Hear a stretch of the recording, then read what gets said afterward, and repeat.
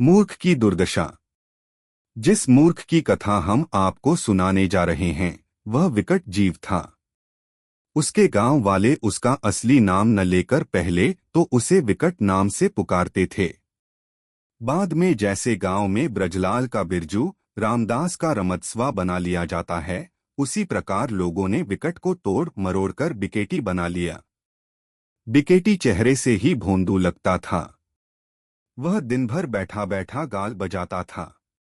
उसके बाप की कुछ जमीन जायदाद थी, लेकिन उसने सबको खा पी कर बराबर मूर्ख को दुर्दशा कर दिया था। अब उसके पास एक घोड़ी और एक बकरी ही बची थी।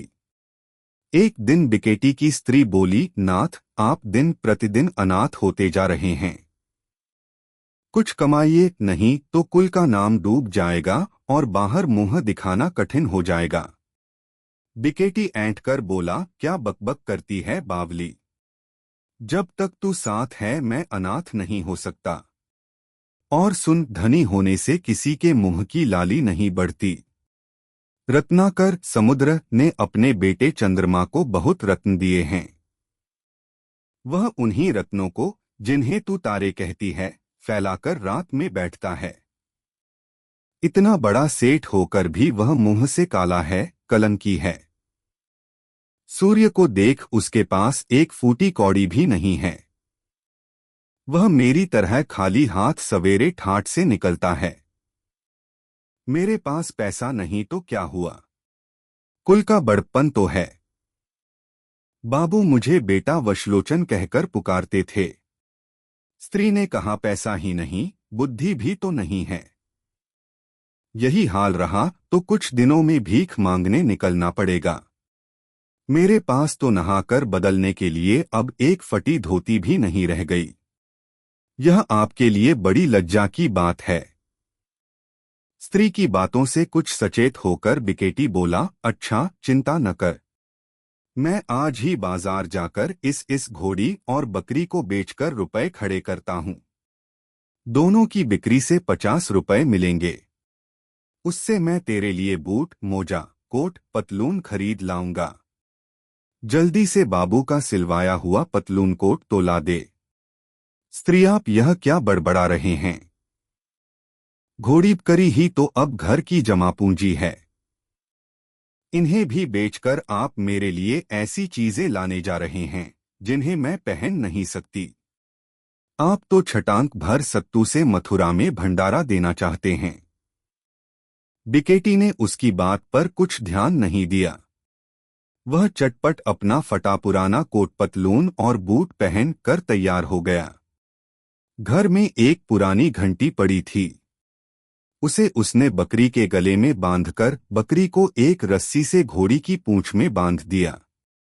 इसके बाद स्वयं घोड़ी पर बैठकर वह स्त्री से बोला, अब सौदागर परदेश जाता है, मालदार होकर ही लौटेगा। स्त्री ने पूछा, सौदागर जी, बकरी के गले में घंटी लटकाने का क्या रहस्य है? बिकेटी, सुन सुन, यह घंटी नहीं है, मेरी तीसरी आंख है। जब तक यह बजती रहेगी तब तक मैं समझूंगा कि बकरी पीछे पीछे आ रही है। जब उसका टुनटुनाना बंद हो जाएगा तो मैं समझ जाऊंगा कि कोई चोर बकरी को खोलकर ले भागना चाहता है। इसके बाद वह दूर के एक मेले की ओर चल पड़ा। रास्ते में वह सोचने लगा, ये दोनों जानवर 50 रुपए में बिकेंगे। उसमें से 7 रुपए का नया बूट लूंगा, 12 आने का मोजा, 5 रुपए, 8 आने की साड़ी, 12 आने का साबुन तेल। 1 रुपया इक्के वाले को देकर ठाठ से इक्के पर घर लौटूंगा। और पतलून की जेब में 35 रुपए खन खनाता हुआ पैसे की प्यासी घर की दासी से सेठ की तरह मिलूंगा। इन्हीं रुपयों में से एक बढ़िया पतलून बनवा लूंगा। इस तरह के विचारों में डूबा हुआ वह चला जा रहा था। रास्ते में 3 ठगों ने उसे देखा। तीनों ने आपस में कुछ सलाह की। इसके बाद 2 तो दूसरे रास्ते से आगे बढ़ गए और एक ठग चुपचाप बिकेटी की घोड़ी के पीछे पीछे चलने लगा। मौका पाकर उसने घंटी तो घोड़ी की पूंछ में बांध दी और बकरी को खोल लिया। बिकेटी को कुछ पता नहीं चला। घंटी का बजना सुनकर वह निश्चिंत था। कुछ दूर जाने पर घोड़ी को थकी मांदी देखकर वह नीचे उतरा। तब उसे पता चला कि बकरी तो गायब है। वह हक्का बक्का होकर फिर घोड़ी पर सवार हुआ और बकरी के बारे में लोगों से पूछताछ करता हुआ आगे बढ़ा। आगे दूसरा ठग मिला। बिकेटी ने उससे पूछा, भाई साहब, आपने आगे किसी बकरी चोर को तो नहीं देखा है? ठग बोला, देखा है भाई, देखा है। एक आदमी सिर पर एक काली बकरी उठाए जा रहा है। पैदल दौड़कर खदेड़ो तो अभी पा सकते हो, वह मील से अधिक आगे न गया होगा। बिकेटी थकी मांदी घोड़ी को वहीं छोड़कर सिर पर पैर रखकर चोर को पकड़ने दौड़ा। इधर ठग घोड़ी को लेकर चलता बना। घंटे 2 घंटे बाद जब बिकेटी निराश होकर लौटा तो वहां न घोड़ी थी और न वह आदमी। वह सिर पीटता हुआ घोड़ी और बकरी की खोज में पैदल मेले की ओर बढ़ा। चलते चलते वह एक कुएं पर पहुंचा। यहाँ एक आदमी छाती पीट पीट कर रो रहा था। बिकेटी को भी सिर पीटते देखकर उसने पूछा, भाई, तुम पर कौन सी आपत्ति टूटी है? बिकेटी ने अपना सारा हाल बताकर उसके शोक का कारण पूछा। वास्तव में वह तीसरा ठग था। उसने चिल्लाते हुए कहा, भैया, कुछ न पूछो, मैं जौहरी हूं। एक थैली में हीरे मोती भरकर गुजरात जा रहा था। यहां सुस्ताने के लिए बैठा था। इतने में हाथ लगने से थैली कुएं में जा रही। मेरे पास रस्सी है, लेकिन मैं कुएं में उतरना नहीं जानता। तुम इसके सहारे उतरकर थैली निकाल दो तो मैं तुम्हें 50 रुपए इनाम दूंगा और यहां से द्वारकाजी तक तुम्हारे नाम का डंका पीट दूंगा। बिकेटी को मानो खोया हुआ धन मिल गया। वह कोटकमीज पतलून बूट उतारकर लंगोट कसे कुएं में उतरने के लिए तैयार हो गया। रस्सी एक पेड़ से बांधकर कुएं में लटका दी गई। बिकेटी उसके सहारे नीचे उतर गया। इधर ठग उसका सारा सामान लेकर 9-2-11 हो गया।